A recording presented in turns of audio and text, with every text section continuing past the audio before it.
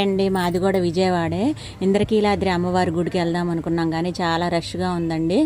చాలా ఎక్కడెక్కడి నుంచో జనం వచ్చి చూస్తున్నారు. కానీ నాకు మా హస్బెండ్కి కొంచెం బ్యాక్ పెయిన్ ఉండటం వల్ల అంతసేపు నుంచోలేమనుకొని బస్ స్టాండింగ్ దగ్గర కాళీమాత అమ్మవారి గుడి ప్రతి వారం వెళ్తామండి మేము. ఈ వారం కూడా ఇప్పుడు ఈ 9 రోజులు వెళ్దాం అనుకున్నాము. సాయంత్రం పూట 6 అయిందండి. చూడండి అక్కడ కూడా అంగరంగ వైభవంగా చేస్తారు.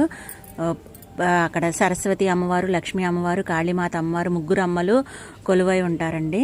అదిగోండి అన్నీ తీసాను కానీ అమ్మవార్లను తీయకూడదు అన్నారు, అందుకని తీయలేదు. కాళీమాత అమ్మవారు కదండి, చాలా పవర్ఫుల్.